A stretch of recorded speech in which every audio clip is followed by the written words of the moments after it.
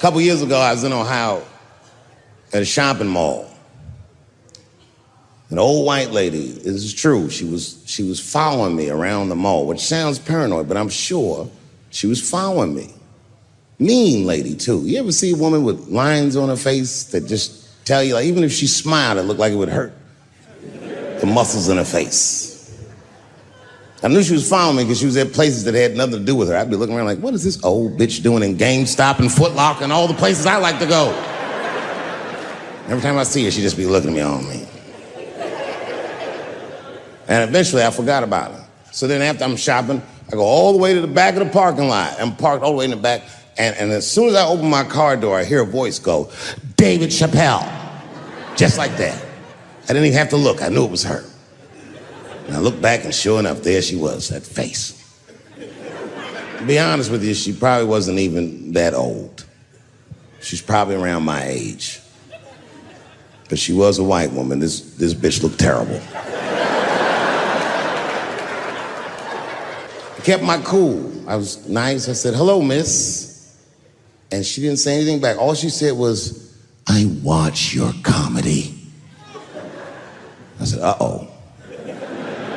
And then she says, it's true, she goes, it sounds to me like you hate women.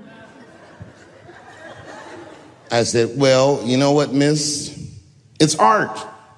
And you're free to interpret this art however you'd like. But I can tell you, as the maker of this art, that I don't believe that I feel that way. And she said, well, I think, and I said, shut up, bitch. Shut the fuck up. Before I kill you and put you in the trunk, ain't nobody around here.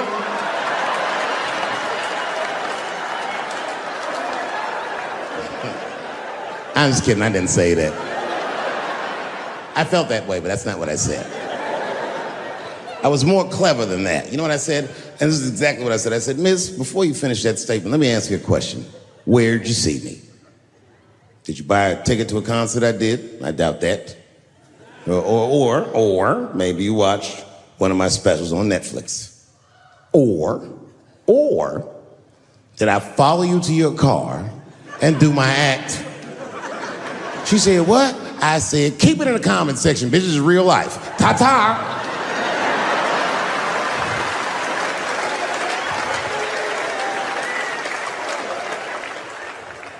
And then I drove off.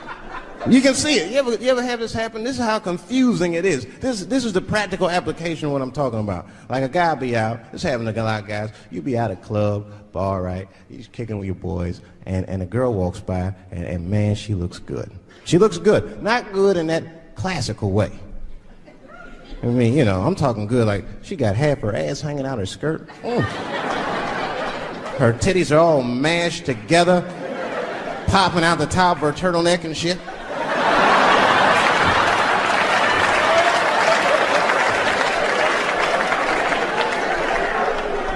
And you with your buddies, right? You with your buddies, you got a couple drinks in you, and you see a girl like this, you might try to talk to her. This might not come out right. I don't know what you say, but damn, look at them titties! Right? The girl gets mad and says, wait a minute. Just because I'm dressed this way does not make me a whore. Which is true. Gentlemen, that is true. Just because they dress a certain way doesn't mean they are a certain way. Don't ever forget it. But ladies, you must understand that that is fucking confusing. Just is. Now that would be like me, Dave Chappelle the comedian, walking around the streets in a cop uniform. Somebody might run up on me. Oh, thank God. Officer, help us. Come on, they're over here. Help us. I'm like, oh. Just because I'm dressed this way does not make me a police officer. You understand what I'm saying? It's like, all right, lady, fine. You are not a whore. But you are wearing a whore's uniform, I'll tell you that shit right now. Another time, about 6 years ago, there was a lesbian woman that They're trying to sell a story about me to TMZ. Thank goodness TMZ could see right through the sham of that story. This woman claimed that I beat her up in a nightclub because she was a lesbian. That is fucking crazy. Bitch, I didn't even know you was a woman.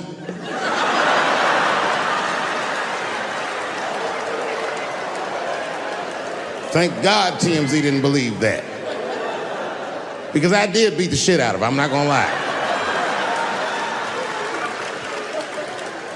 It was her fault, I had no choice. I came in the club minding my own business, and a woman came up to me, she goes, "Oh my God, Dave Chappelle." And I was just being reciprocally nice. "Hey, miss, how are you?" Blah, blah, blah. Benign talk, nothing to it. And all of a sudden, this lesbian fellow stepped between us. "Hey, nigga, that's my girl." I said, yo, my man, back up like that. She said, "I ain't backing up off shit, nigga, that's my girl." I said, "Bro, you're gonna have to give me 3 feet like this." She said, "Stop calling me a man, motherfucker. I'm a woman." I said, "What?"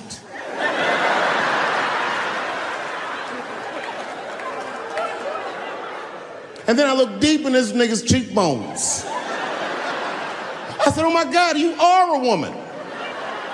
It was just too much for me to even wrap my mind around. But I tell you what, I unballed my fist immediately, and I softened my posture so that she would know she's in no danger. I even changed the tone of my voice. I said softly, sweetly, like a pimp might say. "Bitch, I'm about to slap the shit out of you."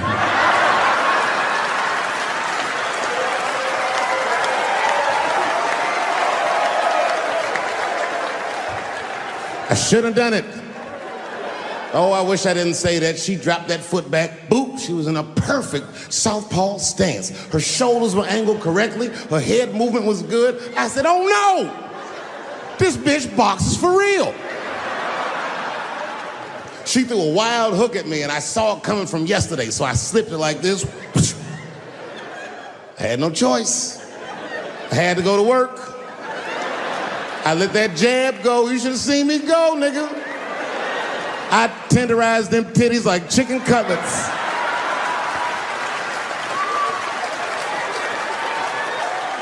I whooped the toxic masculinity out of that bitch.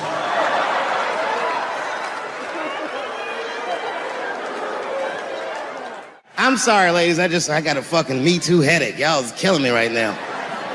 It's really fucking tough to watch what's going on. You know, ladies, I said it in my last special, and I got in a lot of trouble for this. I told you were right.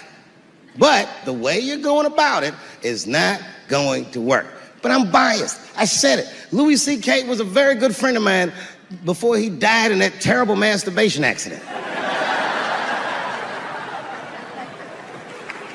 And it was his room. You read the story. He was masturbating in his own room. That's where you're supposed to masturbate.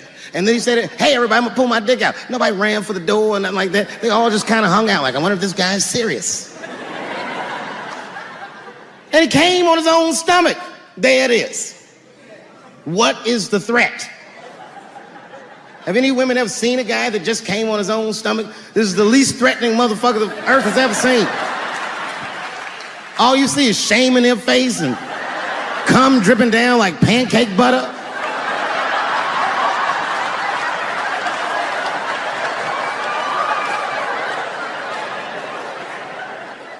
He didn't do anything that you can call the police for. I dare to try. Call the police on him. "Hello, police? Yes, I am on the other line with comedian Louis C.K., and I think that he is masturbating while I'm on the phone."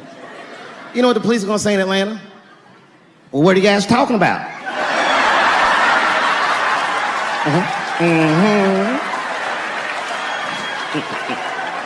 Met, wonderful person, Caitlyn Jenner was voted Woman of the Year.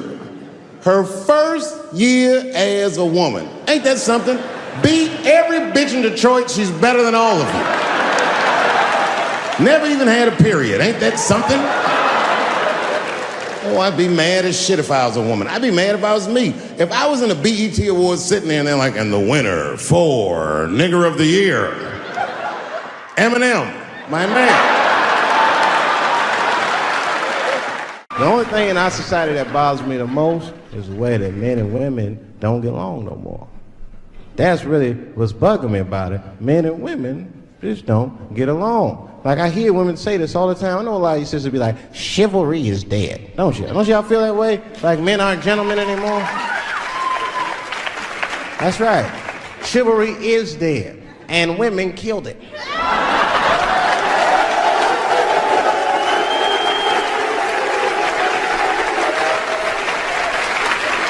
There's a fundamental difference in the way we're going to see things. We're not going to see eye to eye on this issue.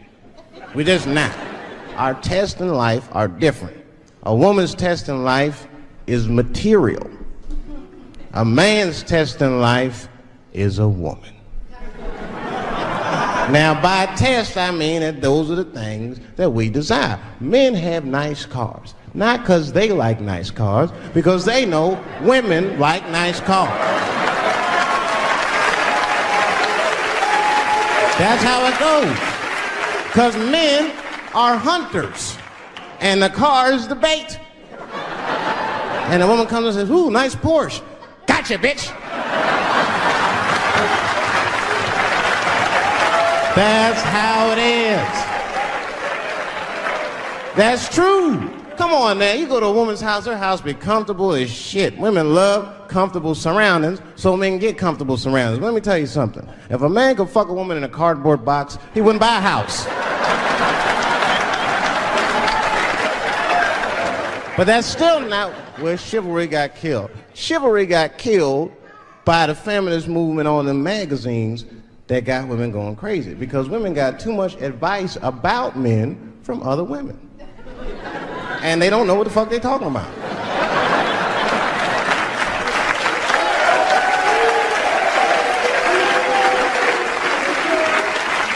And it's true. I see this shit in the magazines.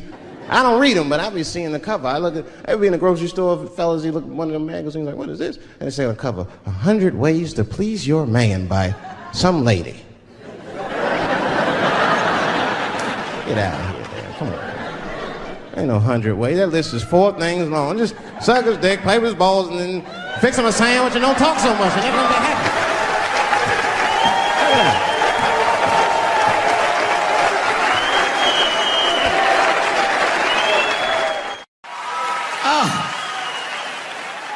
Goddamn sick of it. This is the worst time ever to be a celebrity. You're gonna be finished. Everyone's doomed.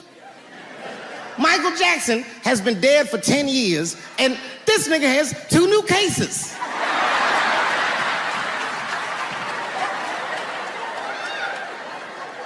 And if you haven't watched that documentary, then I'm begging you, don't watch it. It's fucking gross. I felt like HBO was sticking baby dicks in my ears for 4 hours straight. Really nasty shit. I don't want to know all these things. Turns out, Michael Jackson allegedly likes a long gander at the anus. So they said he stares at people's buttholes. That's what they said. That's how gross the documentary was.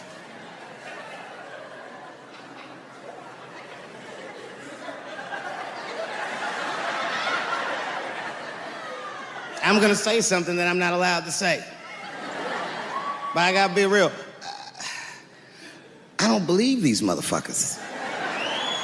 I do not believe it. But let me qualify the statement. I am what's known on the streets as a victim blamer. You know what I mean? Somebody come up to me like, Dave, Chris Brown just beat up Rihanna. I'll be like, well, what did she do?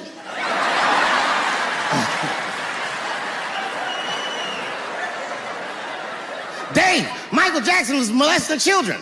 Well, what were those kids wearing at the time?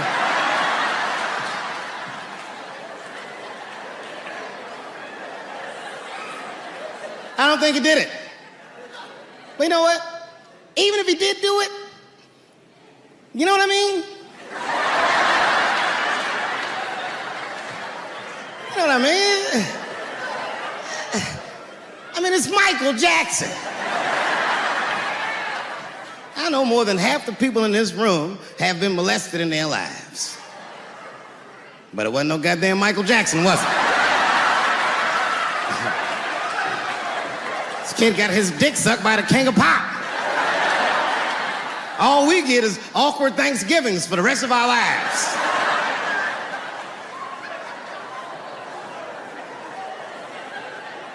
You know how good it must have felt to go to school the next day after that shit? Hey, Billy, how was the weekend? How was my weekend? Michael Jackson sucked my dick. And that was my first sexual experience. If I'm starting here, then well, sky's the limit.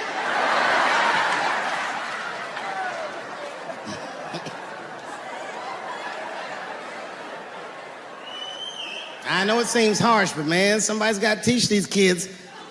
There's no such thing as a free trip to Hawaii. Yeah, he's gonna want to look at your butthole or something.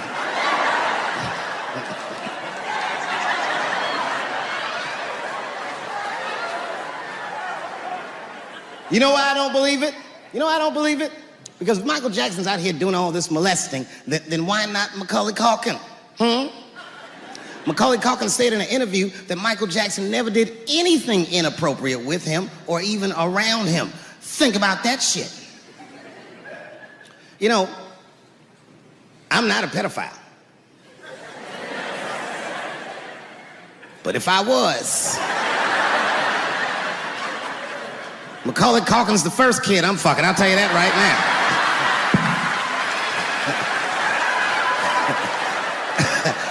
I'd be a goddamn hero. Hey, that guy over there fucks a kid from Home Alone. And you know how hard he is to catch.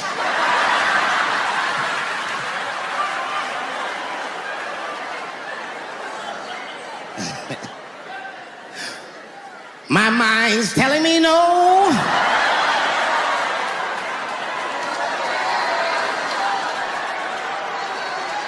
Okay, R. Kelly is different.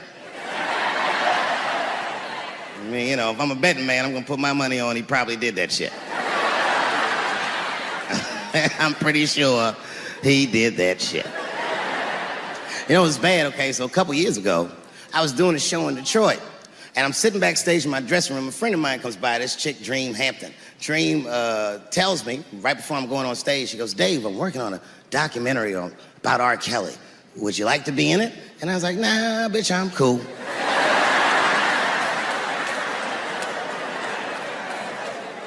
I went on stage, I just forgot about the shit. And then 2 years later, the documentary comes out, Surviving R. Kelly. And when it comes out, Dream's promoting the shit, and she keeps bringing me up. She said, I asked Dave Chappelle to be in my documentary, and he said it was too hot for TV. Bitch, I did not say that. That does not even sound like how I talk. Oh, that's too hot for TV? I would never say that shit. But I'm gonna tell you guys why I wasn't in the documentary. There's a very simple reason, and I cannot stress this point enough. The only reason that I didn't do it was because, and it's very important, I don't know this nigga at all. I don't know anything. I don't know anything that they don't tell me about. I don't hang out with this nigga, nothing. So what the fuck do I gotta be in the documentary for? This guy, R. Kelly, got another sex tape out now.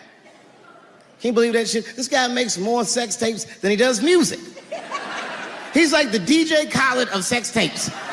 Another one. Like, damn, nigga. It's a lot of tapes. The new one's so bad that they didn't even show it. I've never seen anything like this. The prosecutor in Chicago came out in a press conference and read to the media a transcript of a sex tape. Have you ever heard of such a thing? This nigga read the sex tape. And it was so bad that R. Kelly sounded guilty in the transcripts. It's fucking amazing. 16 times the girl's age was mentioned. Isn't that crazy?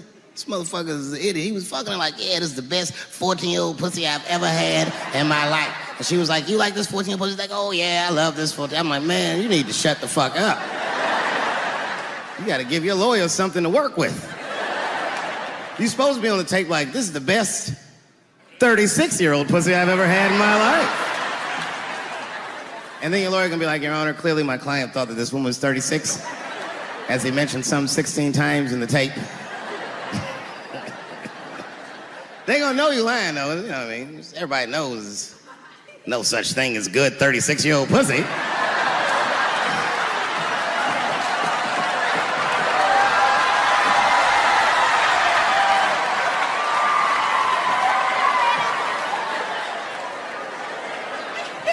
Doesn't matter what I say. And if you at home watching this shit on Netflix, remember, bitch, you clicked on my face.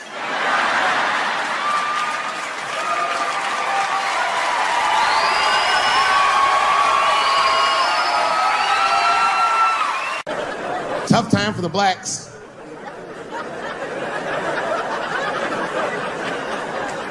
These are not good times for the blacks. I don't know if you know what I'm talking about, right? Police are killing us again. It's a very unfortunate set of circumstances because we were doing very well. You know, America has a racial hot seat. I think we can all agree that that's the truth. And we can also agree that that hot seat is traditionally occupied by African Americans in general, African American men in particular. Although I can see that in recent years, that seat has been occupied by Mexicans, and I dare say Arabs. And we, the black Americans, would like to thank you both for your sacrifice and your struggle.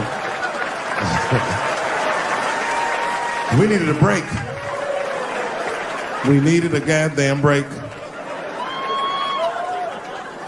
We all go through something, but at least I can leave my backpack someplace. If you Arab and forget the backpack, you got about 20 minutes before they send that robot to blow your shit up. Fuhad.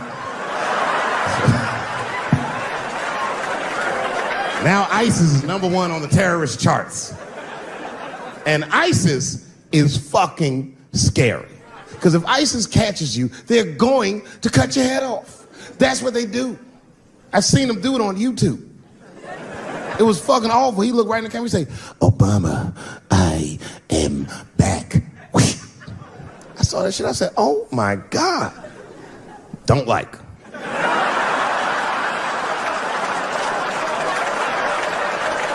How is this guy cutting people's heads off on YouTube? I can't even post a dick pic, and this motherfucker is decapitating people. I'm gonna have to change my settings. You know, everyone has it hard, but I think harder than black people and harder than Arabs and harder than Mexicans, you know who has it the worst? Fat black people.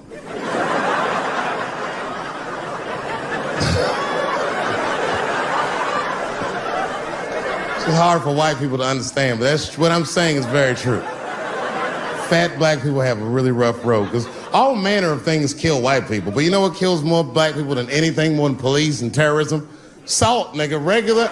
Here, white people are getting Ebola cures and shit, and meanwhile, I'm dying from fucking the flavoring.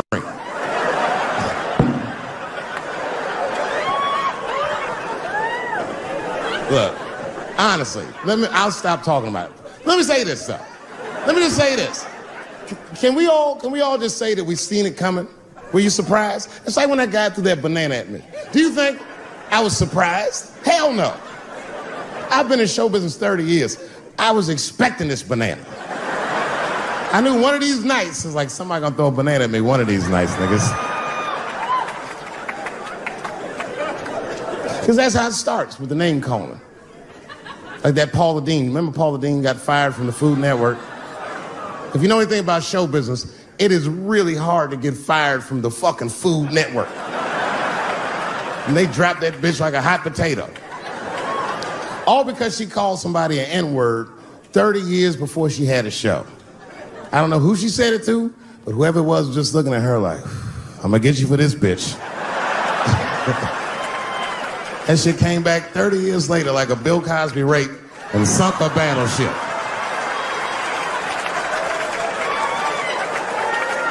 And every black person was mad, but we weren't like that mad.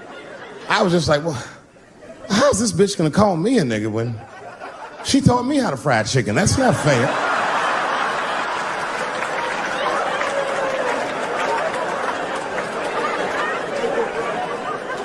I think Donald Sterling shit was more serious. Remember Donald Sterling? He used to own the Clippers, and then he got caught on a secretly recorded tape saying some very unsavory things about African Americans. And there's a lesson in that for all of us. The lesson is, if you are old and white and racist in this great country, whatever you do, don't tell your black girlfriend about that shit, because that's who made the tape. She recorded all that shit, and the tape was terrible. He was like, stop bringing these black guys to my games. First, we're all confused, like, well, how the fuck are you gonna have a game without us?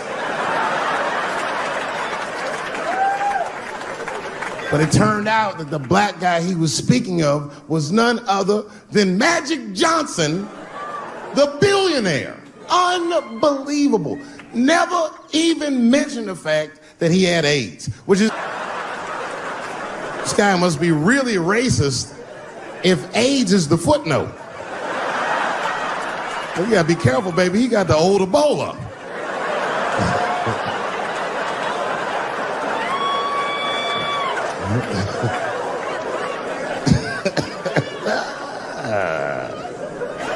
You can say what you want about that girl, but I'm gonna tell you right now, she is a goddamned hero. Because you might have thought these things were happening before, but now you can see it all in front of you without a shadow of a doubt. That shit actually went down. She sucked that old guy's dick. She really took one for the team on that one. That's really gross. This dick is like 80 years old. It's like tasting history. Like 5 wars on it, civil rights movement, Great Depression. This guy's been fucking from 40 years before Bill Cosby's first rape. This is a very old man. It's a very old penis. But all that shit is still, it's just name calling. Like, name calling does not break the modern black man. That's not gonna do the trick. I don't give a fuck about that. Like, if I went to Kentucky Fried Chicken, Ku Klux Klan, hood on top of their head, what do you think I'm gonna do in this day and age? Run out Kentucky Fried Chicken? Not if I'm hungry. I'll go straight to the front. Hey, man, let me get a 2-piece. I don't give a fuck what he says. You want a biscuit with that, nigger? I thought it came with a biscuit. What's all this attitude? I want a 2-piece. Chop, chop. You know what it is. But I'm not going to be mad. Why would I be mad? He's the one that's got to work at Kentucky Fried Chicken, not me.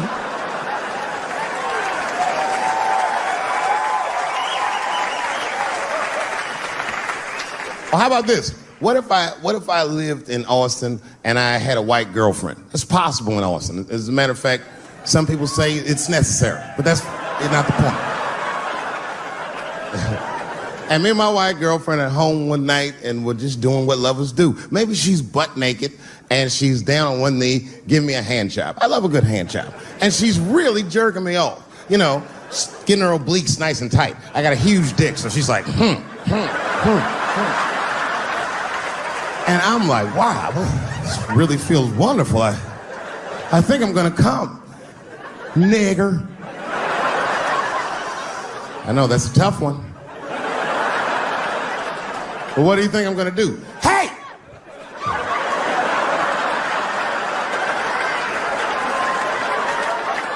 That's no time for integrity, ladies and gentlemen. I'm busting that nut in her face.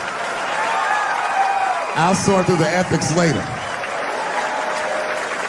But I'm what they call a man of his word. If I say I'm coming, oh, I'm coming. I don't give a fuck what happens. God forbid somebody could shoot me. If I say I'm coming, it's still like, oh.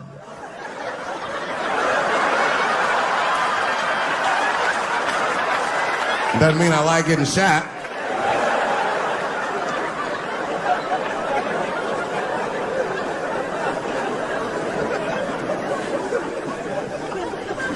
Boy. Yeah, tough time for the blacks. I'm not gonna say nothing about the police. I'll leave that for Chris Rock. Well, I have some very bad news for the people in the front rows. I heard that some of you paid as much as $800 for your tickets. Sadly, I did this same show a couple weeks ago in Atlanta for $60 a head. Can you imagine? Nigga, you could have flown to Atlanta, got a hotel, had some dinner, and came back, and you still have a little money left over, niggas. Paid way too much just to see me in this gay-ass neighborhood. All right, let me roll up my sleeves and tell these pussy jokes. Will told me to say there hasn't been this many pussy references in this room since Katz was here. Boy, I gotta tell you, man, I've been doing this set all week, and boy, I've been telling these jokes, and sometimes niggas look like they're in actual pain over the jokes. None of it's that bad to me, but I understand why it could hurt some people's feelings. So tonight,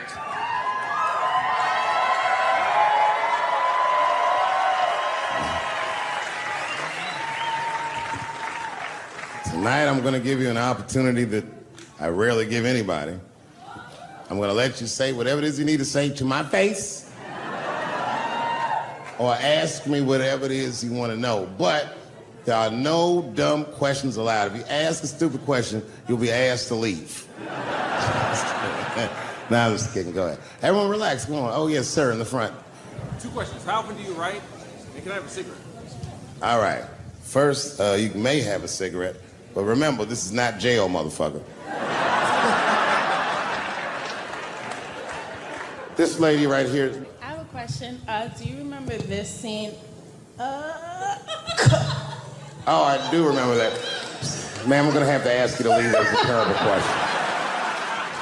This gentleman in the front with the salmon-colored shirt on. I was wondering if you had any advice for young comedians that you generally give, and... Are you thinking of doing comedy?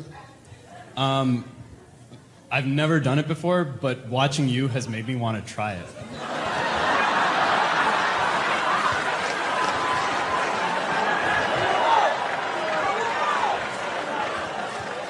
I don't know if that's an insult or not. It's a compliment. It's. I mean, niggas don't say I've never done brain surgery, but it looked a lot easier than I thought. I'm teasing. All right, here'd be my advice. Okay, I don't know how comedians start nowadays, right? But what I would suggest is just start.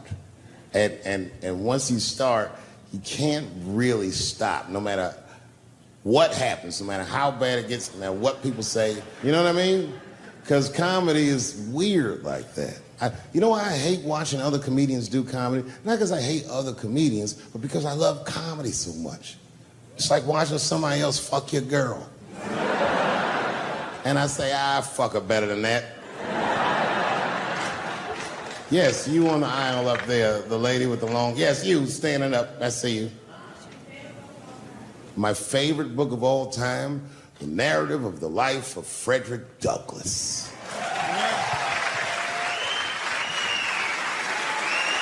That guy with the baseball hat. Marry, fuck, kill, Michelle, Rihanna, Oprah. Wait, who's Michelle? Oh, Obama. Well, sir, you're putting me in quite the pickle. I can't say I'll fuck Michelle Obama. That's insane. Well, I guess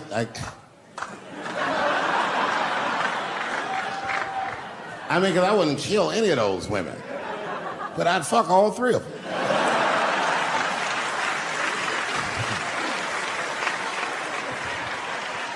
The gentleman in the blue Oxford standing up. Tell us the story with Charlie Murphy. Tell a story about Charlie Murphy? Or your favorite. Boy, there's so many good Charlie Murphys. You know, the thing with Charlie Murphy is he used to just make us laugh all the time. And I used to ask him about all the old Hollywood shit I was curious about. Like when they used to accuse Michael Jackson, I remember asking once, I go, Charlie, do you think Michael Jackson actually did those things? And he said, let me ask you a question, Dave. He said, say it is illegal to fuck women. How long are you staying out of jail? So God bless Charlie Murphy wherever you are. Charlie, I love you. Who do you think is going to win the 2020 election? All right, I'm gonna put a pin in this, but I'll tell you right now, fella, I don't know, but I think Trump has a better shot than a lot of people would like to think. I'm just saying, it all depends on how the left talks.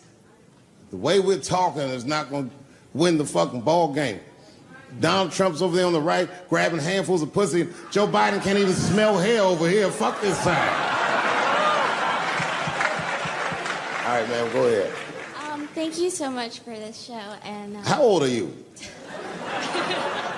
25. 25? Yeah. Boy, don't let R. Kelly see you. He's gonna pee on you by accident. Oh, my bad. I thought she was 15. Yuck. I'm totally joking. I'm sorry. My question is there anything you've learned from another comedian that you feel like will stay with you for life? I tell you what, miss, that's a good question. Yes, is the short answer. A longer version of it is this. I was raised by comedians. I started doing stand-up when I was 14. The other day, I went to a comedian's funeral, and I realized as we was putting this motherfucker in the ground that these people are at least as influential to me as my family. I rock with these niggas till the wheel falls off. We fight and we fuss and we are jealous of each other and we get mad at each other, but my life wouldn't have been what it was without each and every one of them, and I consider them my family. That's yours. Still hadn't figured out exactly how to say what I wanted to say, but I was doing pretty good, and I was doing some Me Too jokes, and a woman stood up from the audience and she was crying. Clearly, it was a white woman. She says to me, you can't say that.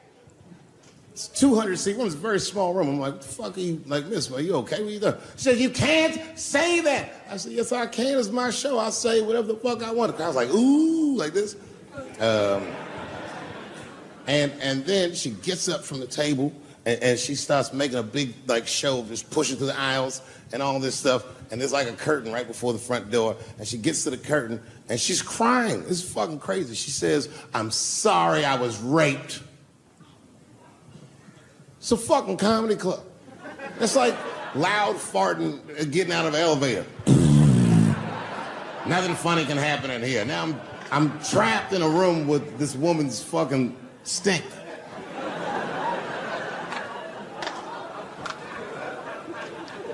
And I say, miss, it is not your fault that you were raped, but it's not mine either. Ta-ta, bitch, like this. She storms out. Now the room is very uncomfortable, but I managed to get the crowd back, but I'm like, a little traumatized. Same show, there's a trans woman sitting in the audience.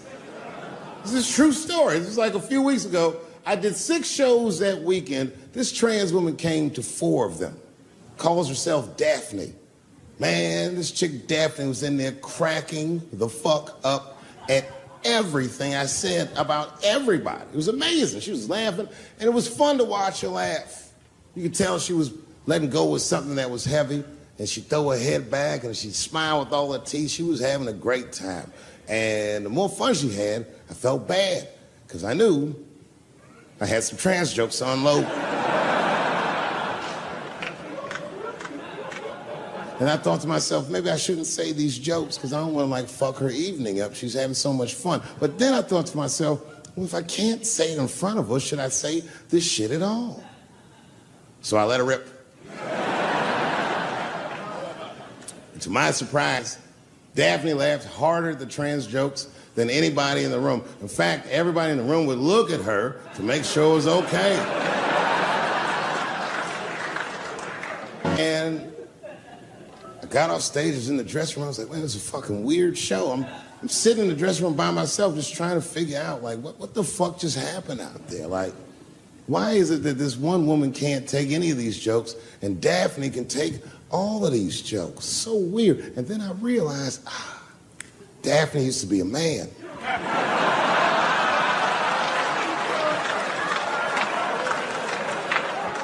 So now I go out of the dressing room and like you can see like all the staff was there like cleaning the club up, the audience had gone, and sitting at the bar by herself was Daphne. And she's like, hey, Dave, come join me for a drink. And I don't want her to think that I'm transphobic or nothing, so I'm like, fuck, I guess I could have at least a drink. And we get some tequila and we're sitting there. And she was fucking cool. Turns out that Daphne, she wants to be a comedian. She was asking me for advice, and I told her advice and all that shit. And then she says to me, she says, boy, you sure do get a bad rap for your trans jokes. I said, Daphne, thank you, but you don't have to say that. I hope I didn't offend you. She goes, no. She said, in fact, I read about you in the New York Times. I said, you did?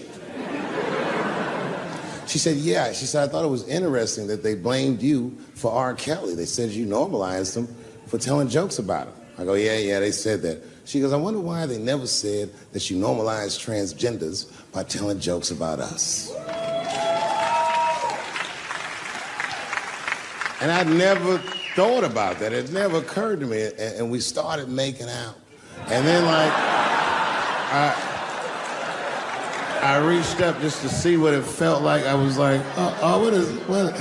And it felt like pussy, didn't it? It was just like, go ahead, ask me a question. What the fuck you gonna do if Trump get reelected? What am I gonna do if Trump get reelected? Probably get a significant tax break.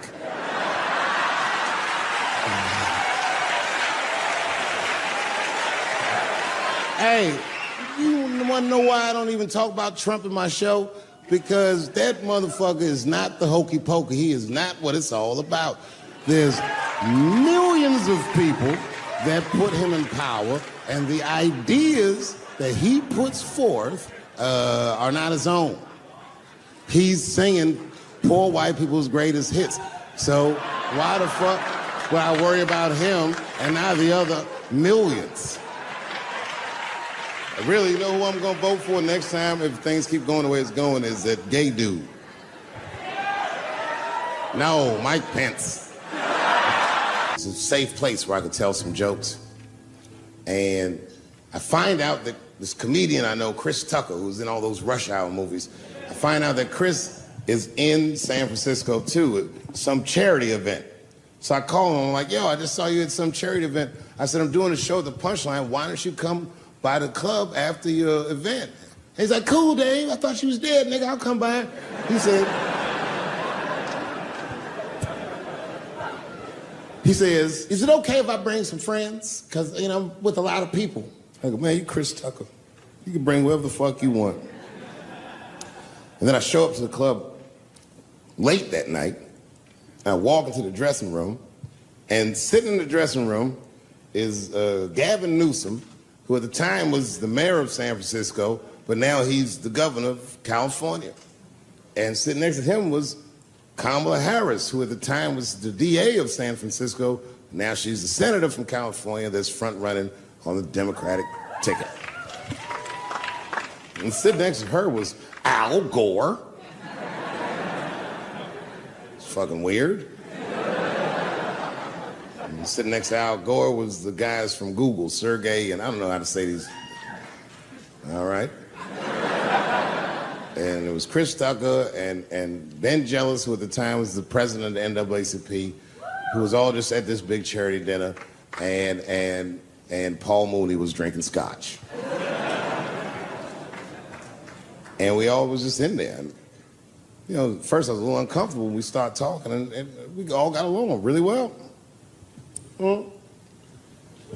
At some point, Kamala Harris she says to me, she goes, you know, a friend of mine is announcing his candidacy for president tomorrow. I went to college with him. I'm like, what? I go, Barack Obama? She goes, you've heard of him? I'm like, yo, I just read about this dude. And she goes, yo, yeah, blah, blah, blah, we talking. She goes, you know what? She says, let's call him on the phone. I said, what the fuck? And she picks the phone up and she dials and she's listening like this. And she goes, this is voicemail. And she gives me the phone, she goes, leave him a message. You know, I didn't know what to say. I just said what you say to any black dude that's running for president. You know, stay low, running a zigzag pattern, this kind of shit.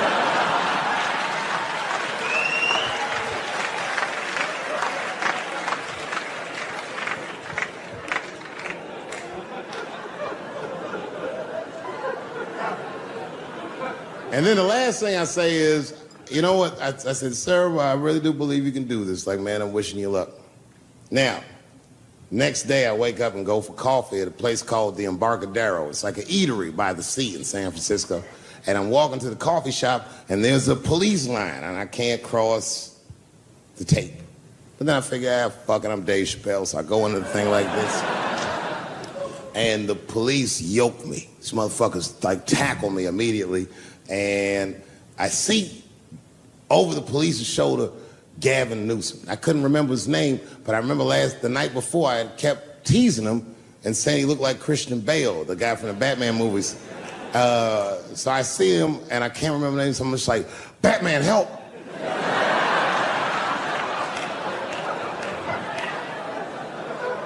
And he stops, he's like, Dave?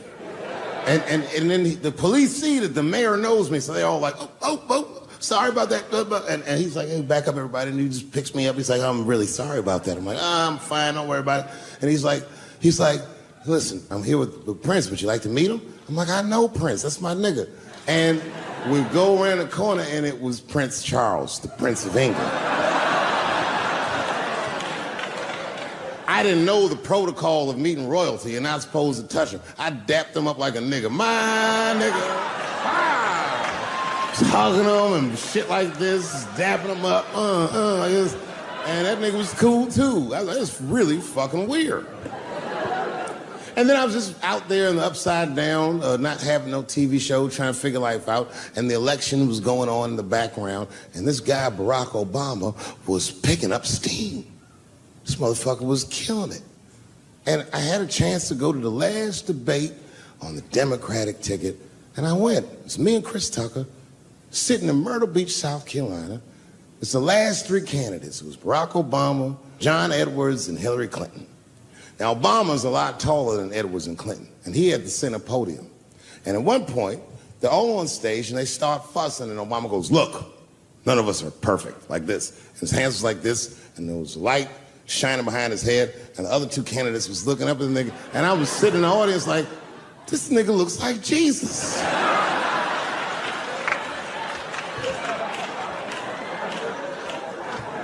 And I realized in that moment that I was looking at the next president of the United States. I was certain of it. I couldn't explain it, but I knew what I was seeing. And I got really excited. And I'm not that kind of guy. I said, I gotta meet this motherfucker. So I stayed. They were all on stage doing interviews, and I just waited. I was waiting and waiting, and then John Edwards was done with his interviews first, because everybody knew he wasn't going to win. And I see John Edwards, and I said, hey, Senator Edwards, I just want to say hi. And that motherfucker looked at me like, I'm like, fuck you, nigga, you gonna lose anyway. And then he left, and then Hillary Clinton just walked by me in one of them Steve Harvey suits.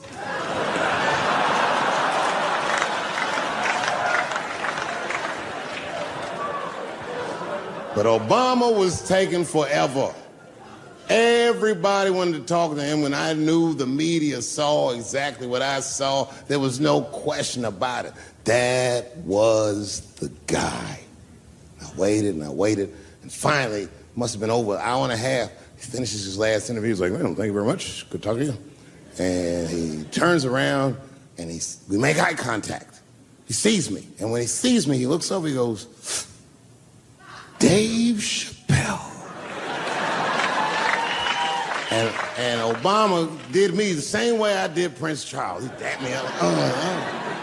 And he like bro hugged me and he pulled me in and I'll never forget this. He said in my ear, I got your message. Thank you very much, New York City. I know it's fucked up, but I tell you the truth. You know, everything's funny. Everything's funny till it happens to you. 3 months, a mere 3 months after that terrible attack that Chris Rock endured, I was on stage at the Hollywood Bowl, and a lunatic jumped out of the crowd and attacked me. Now, I gotta tell you, if it happens to you, you don't even know what the fuck is happening. It was like slow motion. I just looked over. I don't know this nigga. And I was looking and said, oh my God, I'm being attacked. And this motherfucker was ragged. He jumped at me. He was like, ah! I'm old, but I'm fast. I caught this motherfucker's head with my hand and pulled his hoodie over his eyes. I can still feel his head in my hand. It was spongy. He had been growing dreadlocks. Not the beautiful dreads that Rastafarians grow. These were accidental LA homeless dreads. This shit had leaves and sticks and bottle caps and shit in it. Some kind of grease. I was like, ugh, like this. And then I fell down. And he knocked me all the way on the ground. And I was like, man, this is a bad situation. I'm like, I don't know if I'm gonna die or what's gonna happen. But in that moment of vulnerability, you know what occurred to me that had never occurred to me before in my life? In that moment, it occurred to me that bodyguards should not wear dress shoes to work, Travis. This nigga Travis came out slipping and sliding on some kind of beautiful loafer and fell flat on his back. I said, oh my God. Now both of us are down. I gotta handle this shit myself. So I popped right back, boom. And then the kid that knocked me down, he popped up, boom, and we looked at each other and realized, at the same time, I was bigger than him. And that motherfucker took off running. And I started to chase him, and I said, fuck him. I picked the microphone up. I said, I'm gonna finish this show now. That's right.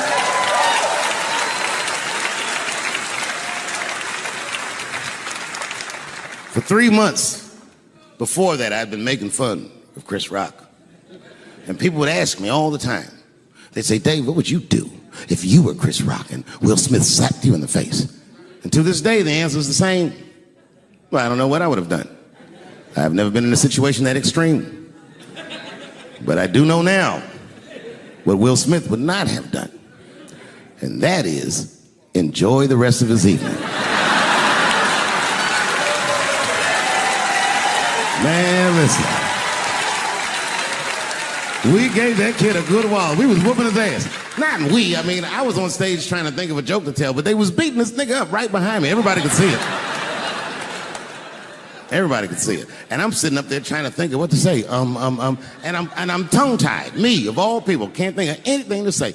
Look at my karma. Just that moment. Of all the people in the world, Chris Rock walks from backstage, walks up to me in front of 20,000 people, grabs the mic out of my hands and looks at the crowd and goes, was that Will Smith? Man, motherfuckers fell out of their chairs laughing.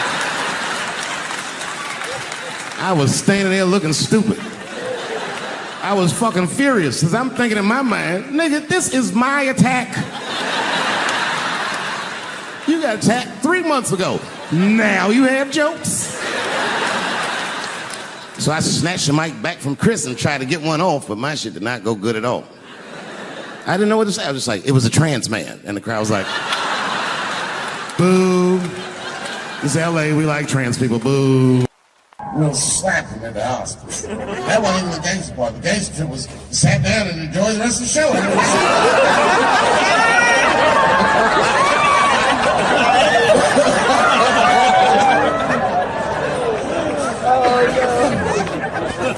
Wow!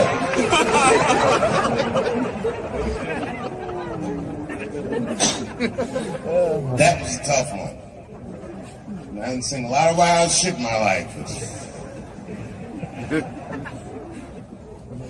Slap Chris. Now, I don't know whose fault that was. I don't know what was going on. Chris is my man, but you know what I mean? You don't have no easy delivery. I saw that shit. Can't wait to see it.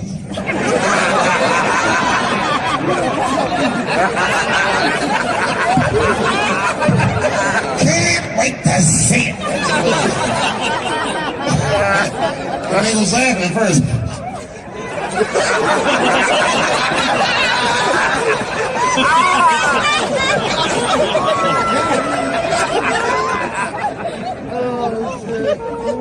That was a tough one. Everyone asks me what I think. I don't know what I think. They say, Dave, who do you think was right? Well, I mean, I don't know who was right or who was wrong. What I do know is it was Will's dream that night. Right? Everybody on the internet was like, if he would never slap Dave Chappelle like that. Or if he slapped Dave Chappelle, some shit happen. You know what I think when I see shit like that? Shut the fuck up. You gonna get me slapped? Nigga look like he slapped anybody. The fuck was that? Movie star slapping. That slap was wild. The war in the Ukraine stopped for 3 minutes when the our ancestors were picking cotton in Georgia like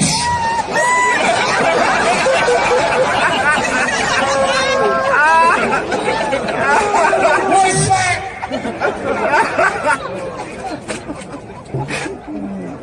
I don't think I've seen anything like it.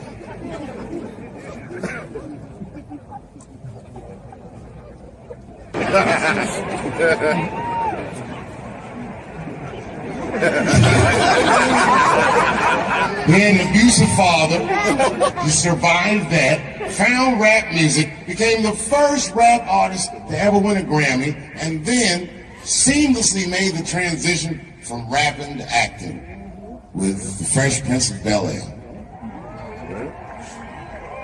Bit of a break from the norm, just a little something to break the monotony of all those hardcore jams we got in the big. What a fly fucking nigga this was. And then you just stop rapping. And one movie at a time became the biggest movie star this world has ever seen.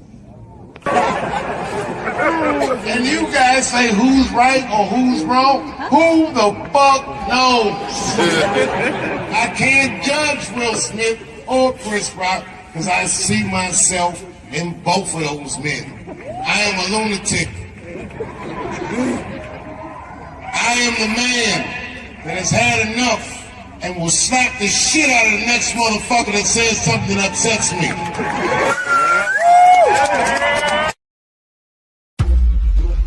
The crazy thing is I'm more nervous about doing stand-up than I am about bungee jumping out of a helicopter over the Grand Canyon.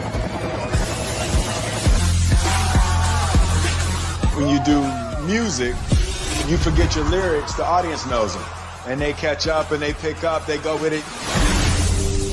With your stand-up, if you stutter, you stumble, if there's one moment where your heart jumps, they see it. To be able to stand on a stage with a microphone, no music, no backup dancers, no special effects, no second chances, just you, the microphone, and the crowd, to me is the hardest thing in entertainment. This guy is actually his first time doing stand-up. I feel like he might have a future in it. Make some noise for what's his face.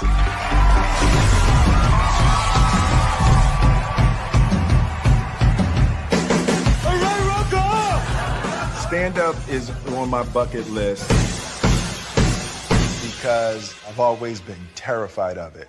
I remember this one. It's draped the match like this. It's like, what's that? Richard Pryor running down the street. There's nothing in entertainment that is more terrifying to me than standing up in front of an audience with just a microphone, with the anticipation that you will make people laugh. Yet when you connect to people, there's nothing like that. So I'm headed over to see the master. That's the first step of anything, anytime you want to do something new. And there's only one master that I would ever want to learn from in terms of stand-up. That's going to be a segue, right? That'll be like a segue. All right, so shoot, Dylan. This is how the anticipation builds. All right, so we got it over my shoulder, right? Yeah. Maybe drop into slow-mo, maybe some black and white, as we build the anticipation for meeting the master.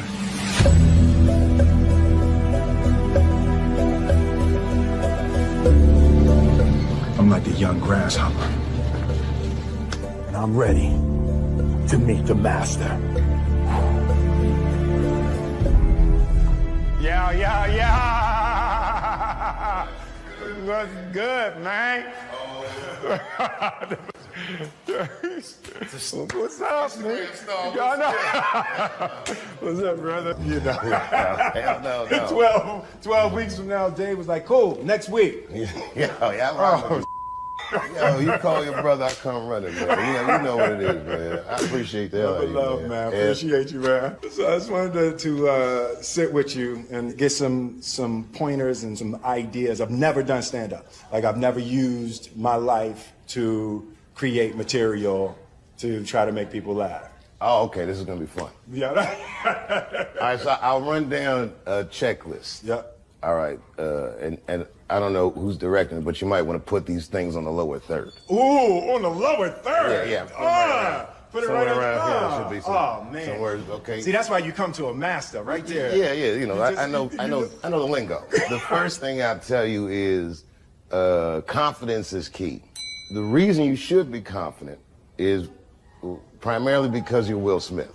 Like it's not gonna go bad. No.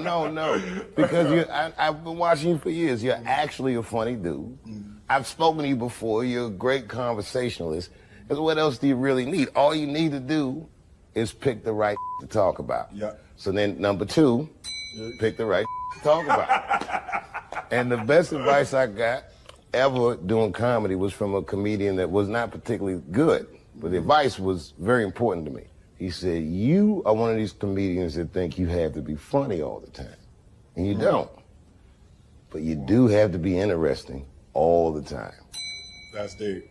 It works, I like man. that. Yeah. You have to be interesting all the time. So you just got to look at it like you're conducting a conversation with no rebuttal. Got it. They're talking back with their laughter or, in many cases, in my cases, their disapproval. It's definite. You know, but especially someone of your stature, if they can feel you, they'll never forget you. They'll be like, okay, this is the greatest that's ever happened. And you can tell them about anything. The more embarrassing it is, the more relatable you are because because everyone thinks you're perfect. This is part of my bucket list. Things I've always wanted to do, things I've been afraid of. So I'm jumping out of a helicopter. I'm doing stand-up. And I'm Kathy Griffin.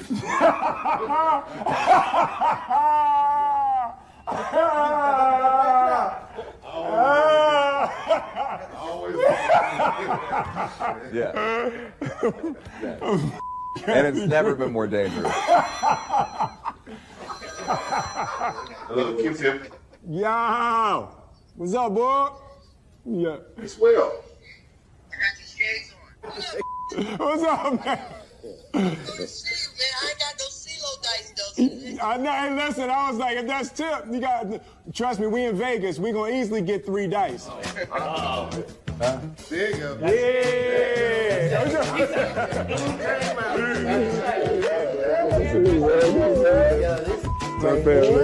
It's CeeLo King. Yo. Them dice. Don't let the smoke dice. fool you. Listen, they just They'll do. take all your money. They just let the dice do. They do what I want them to do. They do what I want them to do. 1,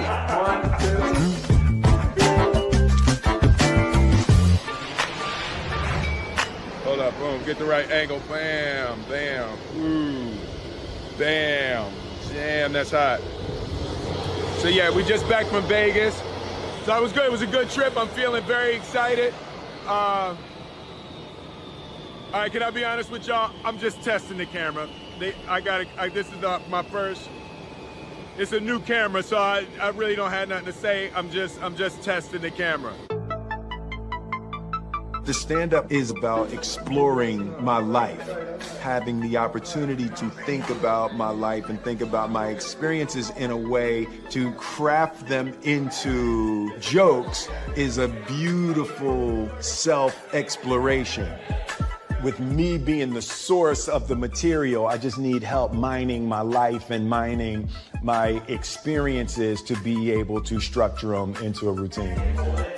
I got a sense of the type of stand-up I'll do. I think I'm a straight storyteller. It's not jokes for me as much as it's stories. As a fan, I kind of wanted him to talk about stuff that I want to know. You know, like how he feels about his family's success and how his family is growing and how they're all superstars. Talk about some close things that people really haven't heard about on stage. So it's going to be really intimate. It's going to be a door opening into Will's life.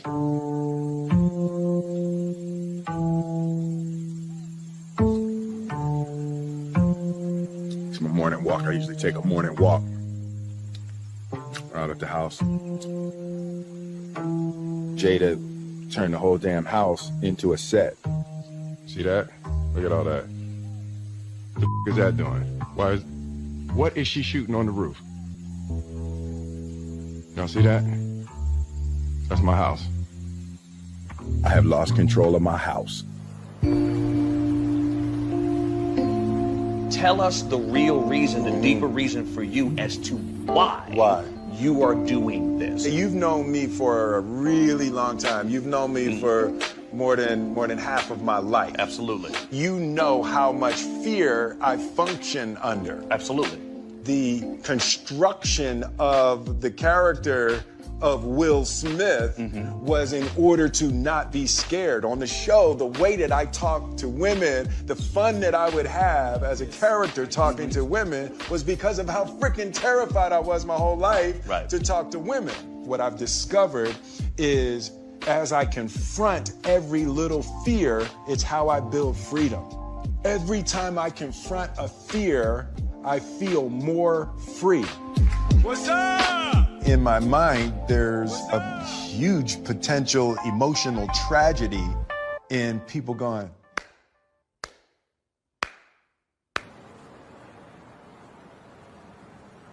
I'm getting nervous. Are you? We're getting close. Yeah, I'm actually getting nervous. I'm going to learn something about myself. One of the things I'm already clear about is I care too much what people think about me. Like there's something I have to earn from people, like addicted to adoration. Like I thought I had broken that. But as I can see, I still struggle with a little bit of a need for approval. The nerves around being judged are huge for me. It's been a big part of the difficulty in experiencing the joy that I want to experience in this life. And even doing the stand-up, if it sucks, but I'm not going to allow the fear of the disapproval of others to keep me from living the way I want. The good news is fear is good for comedy. Really? Okay. Yeah, it's the best. I need that. One of the best shows I ever seen, a guy that went on was Terrified. Love it. All right. Yeah, no, Good. that's good. So I'm lined up for that. Yeah. I'm definitely lined up for that. The other thing is you gotta remember, you're a big star. Yep. If you look anybody directly in the eyes, they might look away. Wow. That's the power of celebrity. And you're a good dude. You don't have to put on any airs. You don't have you just whatever. You know, I mean, being a good dude in comedy, that's rare. Comics are ass to the nicotine. You know the hardest part for acting with me?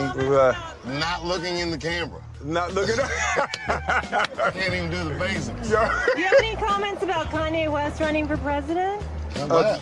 Kanye West running for president. I've heard nothing about this man. Oh, really? No, I haven't heard anything about this. Okay. Man. All right.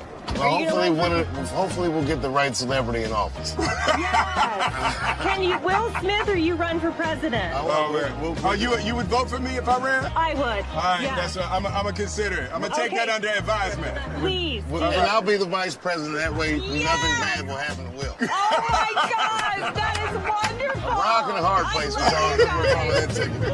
I love you guys. I love you. Be well. We have to make a movie together. That will be hilarious. All right, man, what's my last minute pep talk? You said something to me in Vegas that I've been thinking about since you said it, about confronting fear, like that's what your life's about. Yeah. And I'm like, that's a great way to live. But the thing that is so admirable about it is, even myself, I rarely step out of my comfort zone. Let me tell you, you know who makes me nervous when they're in the audience? Who? Eddie Murphy. Really? Yeah, you know, I don't get starstruck and something about when I see him in an audience. Really? It makes me feel bad about myself. Because I know he's better than me. Even though he don't do it anymore, I'm like, you're naturally more gifted. Eddie's hilarious, man. The Godfather.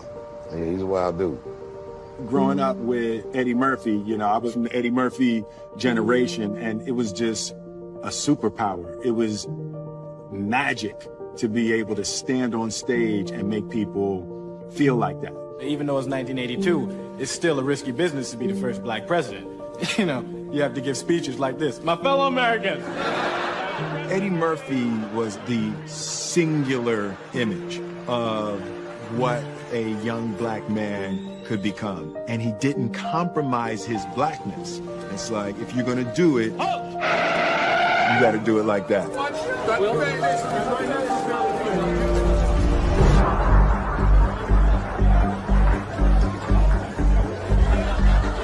Feel that energy? Feels good in here, doesn't it? Well, don't forget, herpes is in the room. I've definitely used fear to overcome my internal and personal weaknesses. How can I use the negative emotion that I'm experiencing and direct it toward positive outcomes? I want to bring another guy up to the stage. This guy is actually his first time doing stand-up, but I don't know, something about his guy. I feel like he might have a future in it. And every once in a while, as the host, you got to go with your gut. So please give this next gentleman a warm round of applause. Make some noise for what's his face.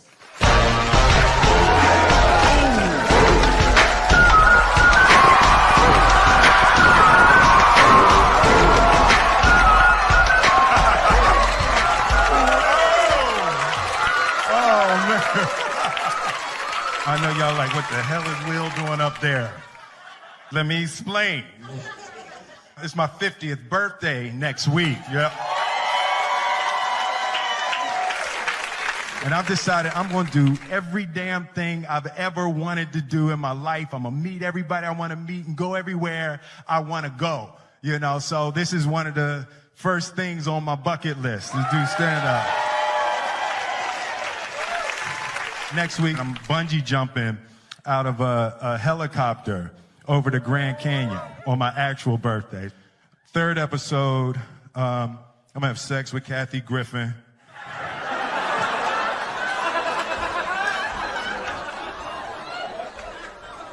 Dave made me say that. Dave made me say that. It's really a new time in my life. You know, my kids all grown, my family, they all doing their thing. And, you know, and I've kind of lost control of my house.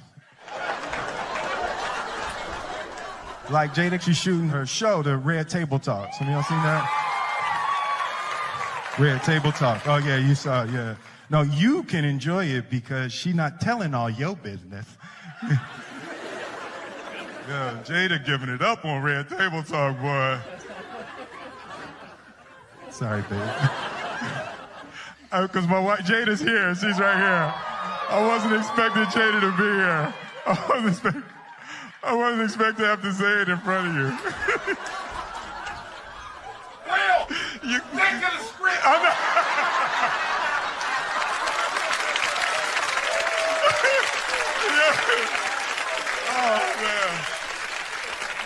Oh, man.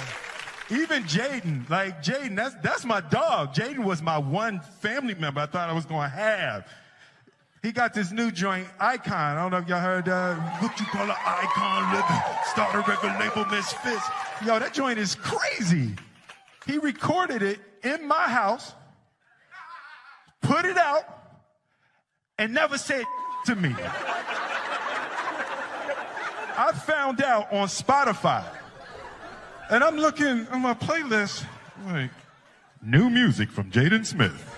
Like, who the is Jaden Smith? You know, and I get to the house. I'm like, yo, Jaden, dude, that Icon joint is fire. He's talking about, shh, mommy's shooting in the other room. So I'm like, hey, yo, Jaden, man, that joint is hot. Yo, hey, you think I could jump on that remix? He talking about,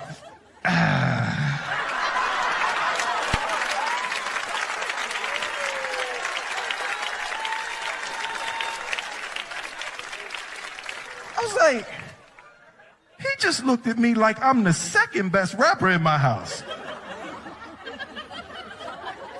So I waited for him to go to sleep. I went in the studio, I jumped on the remix anyway.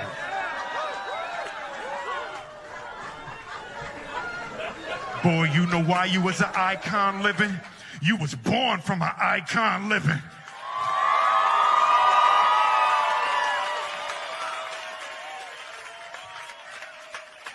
While he was still asleep, I just got all my Grammys and put them all over the house.